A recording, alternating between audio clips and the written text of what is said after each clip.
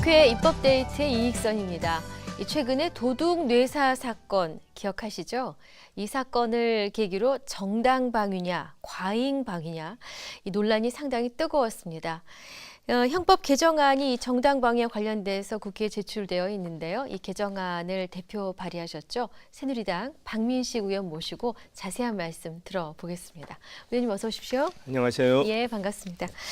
앞서도 잠시 말씀드렸는데 20대 청년이 집안에 침입한 이 50대 절도범과 싸우다가 절도범을 의식불명에 빠뜨렸고 그래서 실형을 받고 지금 항소 중이라고 하던데요. 이 사건 때문에 정말 말이 많았습니다. 이 정당방위를 어디까지 뭐 해야 되냐 마냐 이런 얘기들이었는데 의원님께서 정당방위 내용을 담은 형법 개정안을 발의하셨거든요. 이 발의하신 취지부터 좀 여쭤보겠습니다. 이번 사건은 그야말로 어떤 도둑이 침입해서 집주인하고 격투가 벌어져서 뭐 식물인간이 되었다. 단순한 하나의 사건이 아니라 네. 우리 대한민국의 법이 쉽게 말해서 불법의 도둑의 편에 있느냐 아니면은 그 선량한 집주인의 편에 있느냐를 선언해주는 그런 시금석이 될 수 있는 중대한 저는 사건이다. 네. 근데 알고 보니까 형법의 그 조문들이 그동안 수차례 이제 개정이 되었음에도 불구하고 이 정당방위를 규정한 형법 21조는 지난 60년 동안 단 한 차례도 개정이 안 되었습니다. 그렇습니까? 우리 헌법도 그동안 얼마나 많이 개정이 되었습니까? 네네. 그러니까 지금 시대가 60년 전에 그 규정을 가지고 형법 21조가 움직이고 있다라고 하니까 네. 이 국민들 그런 법 감정과는 너무 동떨어져 있다. 그러네요. 이런 취지에서 제가 법 개정안을 발의했습니다. 그러셨군요. 일단 정당 방위의 개념에 대해서도 좀 생각을 해봐야 될 것 같아요. 그냥 우리 상식선에서 알기로는 그러니까 어떤 가해를 당하는 상황, 범죄 현장에서 내가 피해를 당할 상황에서 뭐 막는 행위에 그냥 모든 게 다 포함될 것 같았는데. 이제 핵심적인 네. 것은 이제 가만히 있는데 네.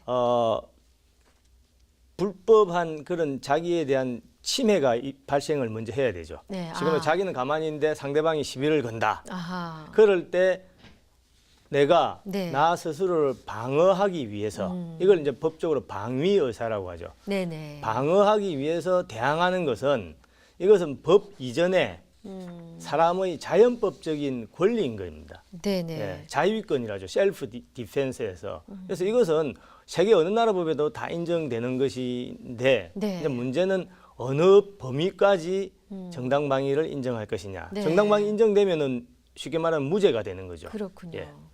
일단 의원님께서는 이번에 실형을 받은 청년을 직접 만나고 오셨다고 들었는데요.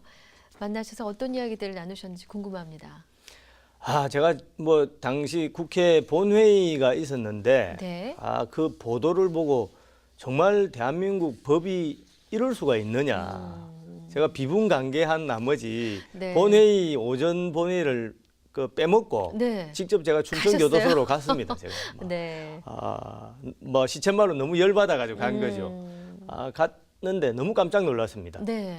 이제 도둑을 격퇴해서 식물인간으로 만들었다라고 네. 하면은 그 사람이 그 청년이 기골이 장대하고 네. 뭐 그렇다고 우리 보통 예상할 수 있지 않겠습니까? 네. 그런데 정말 평범한 청년, 뭐 키도 한 1m 70, 네. 몸무게도 한 60 몇 킬로. 그러니까 도저히 저 사람이 완력으로 상대방을 때려서 식물인간 만들었을까?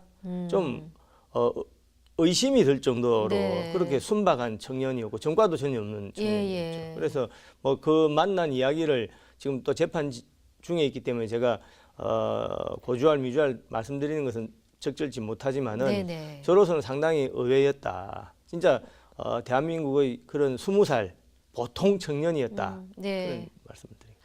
그럼 이번 사건에서 그 집주인인 청년에게 실형을 선고한 이 재판부의 판단 근거는 어떤 것이고 또 의원님은 이 모든 상황을 어떻게 바라보고 계신지.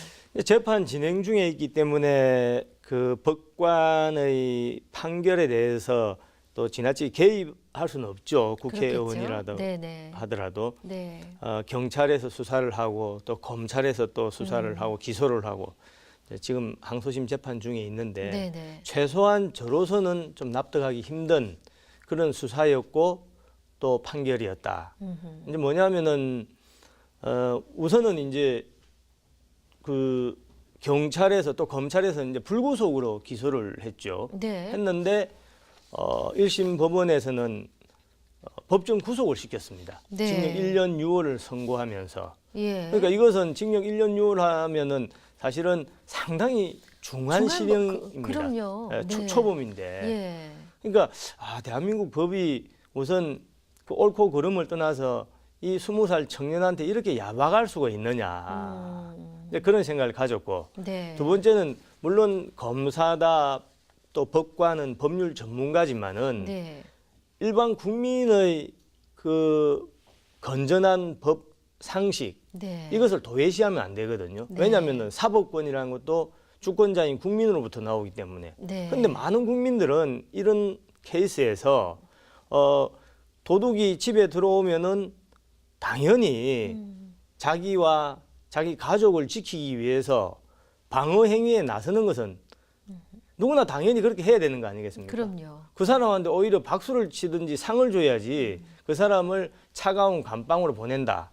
이게 과연 우리 대한민국의 법 정신이라고 할 수 있느냐. 이제 저는 그런 의문을 가지고 있고 물론 이제 법원에서 그런 판결을 한 뭐 이유가 있을 겁니다. 네. 아마 아무리 이제 방어 행위를 했다 하더라도 상대방이 식물인간이 되니까 그 피해도 또 사실 뭐 도둑이지만은 또 안타깝지 않습니까? 네. 합의도 잘 안 되고 네. 하니까 아마 그런 정상을 참작해서 법정 구속을 시킨 것으로 보이는데 네. 저로서는 또 많은 국민들 이 앙케이트 조사를 해보니까 국민들 80% 정도가 이 판결이 잘못되었다라고 하지 않습니까? 네. 그래서 참 납득하기 힘들고 이런 부분은 항소심에서 반드시 저는 고쳐져야 된다고 보고 있습니다. 그러시군요. 그럼 우리나라 그 현행법상 경찰의 정당방위 기준이 적절하지 않다는 지적들이 있습니다만 그러면 정당방위로 인정되려면 어떠한 요건이 충족돼야 이거는 정당방위다라고 인정을 받습니까? 이제 지금 말씀하신 게 참 제가 또 경찰청 국정감사에서도 지적을 한 바 있습니다만은 형법 21조에 원래 정당방위가 인정되려면은 어떤 현재의 아주 그 부당한 침해 행위가 있어야 되고 또 네. 아까 말씀드린 것처럼 거기에 대해서 이제 대항하는 방어 의사, 공격이 아니라 방어 의사가 있어야 된다. 이게 네. 핵심이죠. 핵심. 예, 그런데 이제 그걸 기준으로 해서 네. 예를 들어서 우리 경찰에서 정당방위가 인정되기 위해서는 8대 조건을 네. 만들어 놨습니다. 8대 조건. 8대 조건. 네. 폭력 사건 수사 지침에서 정당방위가 인정되기 위해서는 8가지, 네. 8가지 조건을 다 갖추어야 정당방위가 인정된다. 예컨대 이런 게 있습니다. 예. 내가 가격한 행위하고 네. 상대방이 가격한 그 폭력하고 비교해서 네. 내가 반드시 적어야 됩니다. 그래야 정당방위. 근데 도둑이 들어오는데 서로 치고받고 하는데 상대방이 10대를 때렸는데 내가 15대를 때렸다라고 네. 하면 정당방위가 인정이 안 되는 거죠. 근데 이런 것은 그야말로 코미디 아니겠습니까? 근데 그 새벽 이 사건 같은데 새벽 3시에 지금 집안에 이제 도둑이 들어왔는데 네. 갑자기 주인이 보고 얼마나 놀랐겠습니까? 예.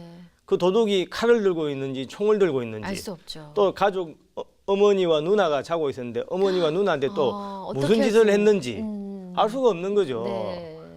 그런 것을 이제 일이 지나고 난 사후적으로 네. 도둑은 뭐 예컨대 5대를 때렸는데 당신은 뭐 20대를 때렸다. 그러니 정당방위가 안 된다라고 하면 이것은 제가 볼 때는 넌센스다, 코미디다. 그래서 네. 이번 사건에 이제 많은 뭐 수십만 명의 네티즌들이 사실은 비분간개했죠. 그래서 네. 그 네티즌들의 그 댓글을 보시면은 네. 이제 앞으로는 어떻게 해야 되느냐? 정당방위가 현행법 이번 판결처럼 이제 안 되려고 하면은 어떻게 해야 되느냐? 이제 어떻게 되냐 이래가지고 패러디물이 엄청 많이 나왔습니다. 네, 예컨대 네. 이제 도둑이 들어온다 네. 라고 하면 도둑을 발견하고 네. 도둑님 안녕하십니까? 물어봐야 되고 두 번째 도둑님 혹시 칼이나 총이나 흉기를 들었습니까? 네. 그다음에 도둑님 나이는 몇 살입니까? 네. 도둑님 물건만 훔쳐 가실 겁니까? 아니면 저희 집 식구들한테 이렇게 폭력까지 하실 겁니까? 그리고 마지막으로 네. 도둑님 혹시 지병이 있습니까? 쉽게 말해서 이 사건에 이 도둑이 지금 중증 뇌질환이 있다는 말이 있거든요. 네네. 그러니까 이제 보통 사람 같으면은 예컨대 식물인간 안 됐을 수도 있는데 지병이 있으면은 또 어떨지 모르니까 우리가 네. 방어 행위를 할 때 네. 도둑이 무슨 큰 병이 있는지까지 알고 있어야 정당 방위가 인정된다. 씁쓸한 상황이 됐군요. 이것은 코미디죠. 네. 그래서 제가 경찰청 그 간부들한테도 아주 질타를 하고 그래서 경찰에서도 향후 이 폭력 사건 수사 지침을 좀 현실적으로 바꾸겠다. 네. 이렇게 약속을 했죠. 그 마침 자료를 보니까 아까 정당방위 성립 요건 8가지 의원님 말씀하신 것에서 보태서 방어 행위여야 된다. 상대에게 도발하지 말아야 된다. 먼저 폭력 행사하면 안 된다. 가해자보다 더 심한 폭력 안 된다. 말씀해 주셨죠? 네. 흉기나 위험한 물건을 사용하면 안 된다라고 돼 있네요. 그리고 상대가 때리는 것을 그친 뒤에 폭력 안 된다. 상대의 피해 정도가 본인보다 심하면 안 된다. 그리고 전치 3주 이상의 상해를 입히면 안 된다. 이렇게 되어 있는데. 그러니까 글쎄요. 이제 예를 네. 하나만 들면은 뭐 상대방의 폭력이 그친 이후에 지금 네. 상대방 폭력이 스탑된 이후에 내가 해서는 안 된다. 말은 맞죠. 말은 맞지만 아주 급박한 상황에서 극도의 두려움과 흥분 상태에서. 그렇죠. 극도의 예. 그런 그 흥분 상태에 또 보통 야간이죠. 그렇죠. 뭐가 있는지도 모르는 그런 상태인데 상대방이 지금 나한테 가격 행위를 중단했는지 계속 할 건지를 어떻게 판단을 합니까? 그렇죠. 예, 그것은 제가 볼 때는 탁상머리에서 책상 위에서 진짜 하는 판단인 거죠. 네. 우리가 법정 드라마로 자주 보게 되는 미국 같은 경우는 어떻습니까? 이 정당방위 기준이 우리보다는 좀 더 현실적이겠죠. 미국 같은 경우는 그 캐슬 독트린, 네. 집은 하나의 그 성이다. 음. 그래서 우선 집에 발을 들여놓기만 하더라도 네.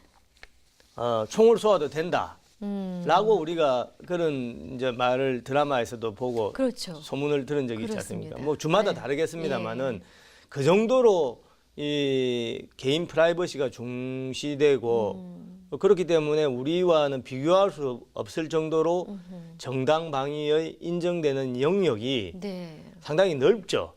그런데 우리는 아까 말씀드린 형법 21조의 정당 방위 조항은 60년 전에 만들어 놓았습니다마는 네. 그리고 국민들 또 이야기할 때 이건 정당방위다 아니다 이렇게 이야기를 국민들 마음속에는 정당방위 제도가 있는 것처럼 보이죠. 네. 그렇지만 이번 사건에서 보신 것처럼 법 기술자, 뭐 법률 전문가라고 네. 표현해야 되겠죠. 우리 뭐 경찰 또 검찰 또 법원 법관들 네. 이런 분들 법률 전문가들의 머릿속에는 이 정당방위 제도가 이제 없다. 어떻게 보면 죽은 정당방위의 사회라고 할 수 있는 거죠. 형법 그렇군요. 21조가 사실상 지난 60년 동안 사문화되어 왔다. 그렇군요. 그런 점을 네네. 지적을 합니다. 그럼 이번에 발의하신 형법 개정안의 핵심 내용은 어떤 것입니까? 이제 이번 사건과 같은 그 야간에 남의 집에 가서 이제 절도를 한다, 또 강도를 한다, 뭐 이런 경우, 네. 또 상습적으로 가정 폭력한 경우, 옛날에 그런 네, 우리나라에 있었습니다. 있었지 않습니까? 역시 정당방위로 인정 안 인정이 안 됐죠? 됐죠. 예. 그러니까 상습적으로 가정 폭력하는 경우, 또 이제 성폭력하는 경우, 네. 그리고 이제 또 중요한 것이 쌍방폭행이라는 것이 있어요. 쌍방폭행. 예, 예. 쌍방폭행 좀 예를 하나 들 필요가 있을 것 같은데. 네. 예컨대 제가 길을 갑니다. 길을 가는데 어떤 사람이 이제 시비를 걸죠. 네. 시비를 걸면서 멱살을 잡고 주먹질을 합니다. 그럼 저는 어떻게 해야 되겠습니까? 저는 당연히 저도 대항을 해서 네. 뭐 피하든지 또 같이 멱살을 잡을 수밖에 없는 거죠. 네.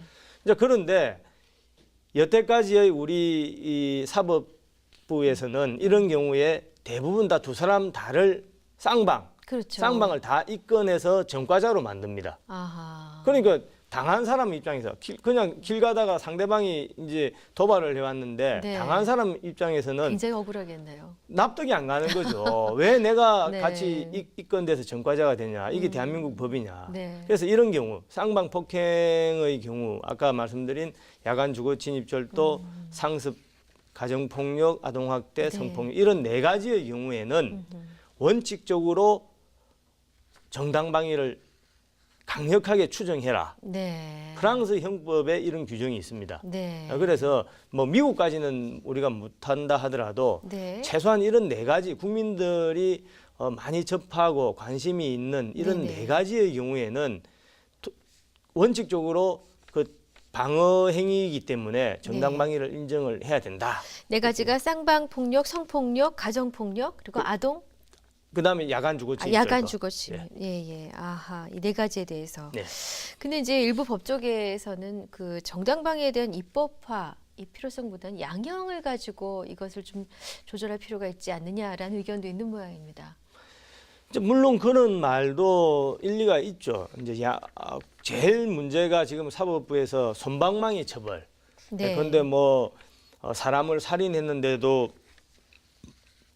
징역 뭐 5년, 네. 10년. 또 옛날에 뭐 유명한 조두순 사건 네. 뭐 이런데 국민들이 뭐 비분 관계하는데도 징역 12년. 뭐 국민들이 볼 때는 한 100년, 200년 해야 되는데 너무 양형이 약하다. 네. 그래서 법을 바꾸는 것보다도 양형을 높여야 되는 거 아니냐. 예. 이런 이제 주장이 일리가 있습니다만은 네. 그 양형이 참 올라가기 어려워요. 왜냐하면 우리나라 또 법관들이 나름대로 오랫동안 그 관행으로 삼아 왔던 그런 기준이 있습니다. 네. 그러니까 그런 기준에 의하면은 뭐 징역 한 아까 말씀드린 1년 6월만 해도 엄청 강한 거죠. 예. 그래서 그 양형을 올리는 것보다는 차라리 입법적으로 이런 기준을 네. 확실하게 정해주는 것이 이런 정당방위 제도를 좀 넓히는데 그리고 국민들의 기본권을 확실하게 보장하는 데 네. 도움이 된다 이렇게 네. 좀 믿습니다. 근데 혹여 뭐 좀 조심스러운 일부의 걱정이겠습니다만은 정당방위를 강하게 추정하라라는 그 취지가 잘못 오해되어서 과잉방위로 좀 연결돼 버리면 어떡하나라는 걱정에 대해서는 뭐라고 말씀해 이게 주시겠어요? 중요한 그런 지적이고 네.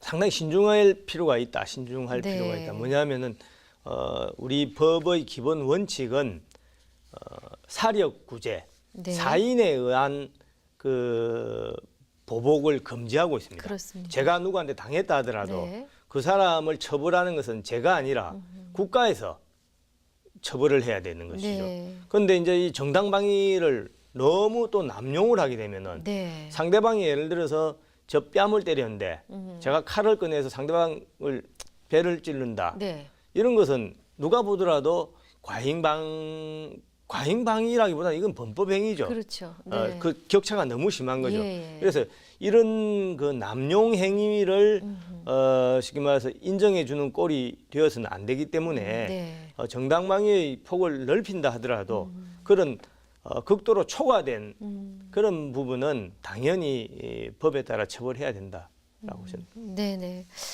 자, 뭐 국민의 법 감정을 고려해 본다면 사실 많은 분들이 지지해 주실 것 같긴 한데요. 이 형법 개정안 처리 전망 국회에서 어떨 것 같습니까? 아까 말씀드린 것처럼 네. 국민들 특히 20대, 네. 30대 이런 젊은 분들이 예. 저도 깜짝 놀랐습니다마는 정말 그 열화와 같은 그런 성원을 보내주셨죠. 예. 그래서 그 여론조사에서도 한 80% 정도가 국민들이 이 청년을 빨리 석방해 주는 것이 법이다. 네. 이제 그렇게 지지해 주셨고 그것을 우리 국회의원들이 잘 알고 있기 때문에 네. 이 개정안은 뭐 빠른 시일 안에 저는 통과되지 않을까 그렇게 전망을 하고 있습니다. 네. 그 20대 청년 항소심에서 좋은 결과가 있을까요? 저는 뭐 반드시 그렇게 되지 않을까 기대를 하고 있습니다. 네. 자, 거의 약속된 시간이 다 됐습니다. 새로운 입법 계획이 있으신지요? 뭐 여러 가지 구상 중에 있습니다만은 우리 국민들한테 가장 큰 영향을 줄 수 있는 것 중에 하나가 지금 핸드폰 네. 이제 이런 그 감청하는 것 때문에 상당히 이제 문제가 많았었는데 네.